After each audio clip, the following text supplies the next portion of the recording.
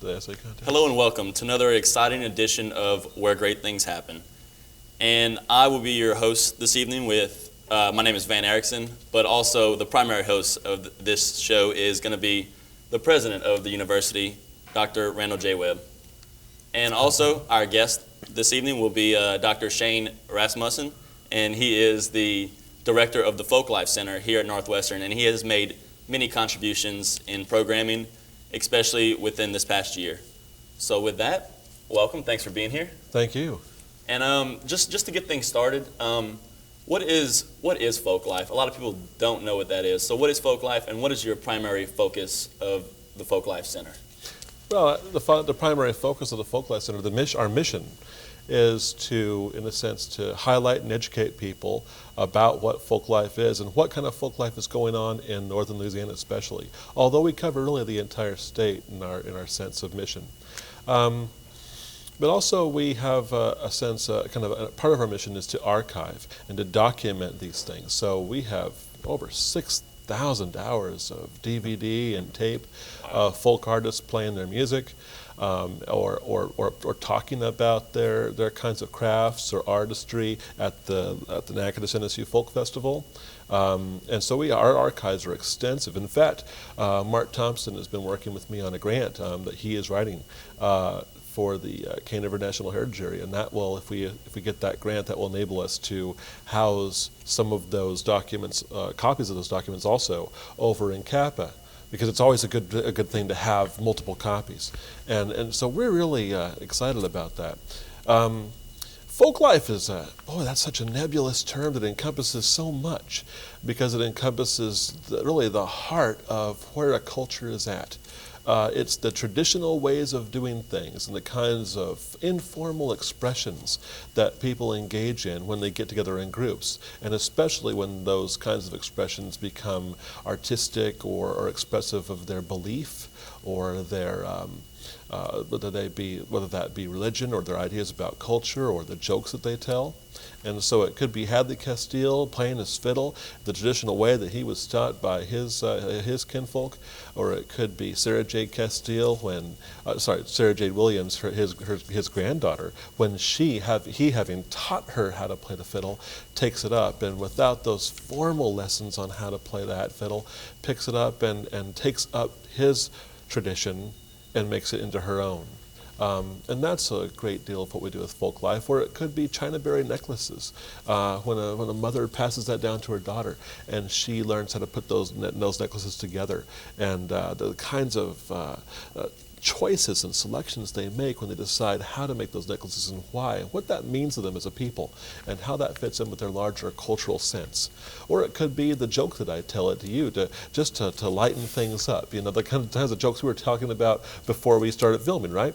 And those kinds of expressions also have they're kind of like a social grease on the wheels that really help us to, in a sense, relate to each other as human beings. Wow. That was a great definition of folklife, if I do say so myself. Well, you hit on a little bit about the NSU Folk Festival. Mm-hmm. That's been going on here for how many years now? This will be our 31st annual festival. 31st annual. That's awesome. And this year, I've heard it's going to be a little different. It's going to be encompassing more of the traditions you're talking about, more of even Cajun music and all this sort of stuff. So can you enlighten us on what the folk festival will be like? Well, with this folk festival, I'm really trying to get back to basics. Our theme is traditional remedies, folk life during times of adversity. And that theme is so rich because people, traditional remedies, I want to think about that, not just, although including the kinds of things that people do when, from the kinds, the most notorious, not notorious is the best word, the most famous traditional remedy obviously would be chicken soup when you get a cold, and right. your aunt makes that up for you and gives it to you. But it's also the kinds of, and certainly it is that kind of traditional healing. And we're going to have trade tours there and traditional healings from a variety of different cultures, and they'll be talking about those kinds of remedies. But also the kinds of remedies that, when you're down and out and you play a blues song, or you listen to a blues song. Or, as Chris Callahan, one of our students, put it so well, when you listen to a lot of these Cajun artists, the music is sprightly and it seems like they're having a bunch of fun, and their lyrics all about heartache and loss and Right. and that's a kind of remedy. Right. You sing your blues away, and you get it out of your system, and you purge it in a sense. But also, you take stock of your situation. You find solutions in that kind of purgation. So, and I think that is about as much a traditional remedy as anything else, Right. as much as cod liver oil or anything Right. like that. And Dr. Webb, how do you feel about the folk festival going on here at Northwestern? Well, my wife Brenda and I try to make a point of attending it every year because we find that it's really something special for this area, and it also attracts people from all over the state of Louisiana, East Texas, and some other locales as well. And it gives you a deep appreciation for Louisiana's culture, as Shane said, for its history, for its traditions, for its means of communication, its arts and crafts, you name it, and that's what folk life is all about. It's all about the good folk of the state of Louisiana and the things in which they've been engaged either currently or that they possibly had passed down through generations within their family, or passed down simply through generations of a cultural group to which they belong.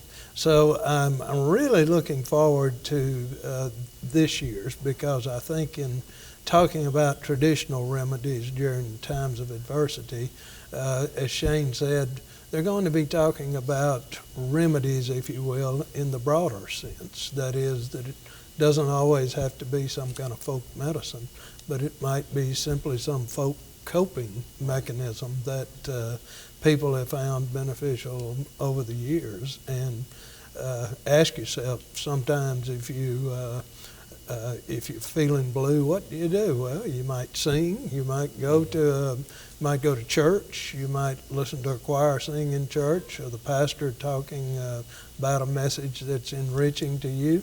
Or some people just get retail therapy by going shopping in a mall, So we have all kinds of coping mechanisms, and I look forward to learning more about that. And when you listen to Shane, you find out that he, like so many other good people at Northwestern, once we give them a little free rein, then they branch out into a variety of areas. Right. So here, folk life is what's germane to everything he will be sharing with you today, but it's embedded within our curricula. It's also a matter of outreach that we use to schools and people all over the state, and it's just something that's very exciting to me. Great. Well, you heard a lot here about the Folk Life Center and mainly about the NSU Folk Festival. But when we come back, we'll talk more about the other programs that they're running. And this is Where Great Things Happen. And I'm your host, Van Erickson, along with Dr. Webb.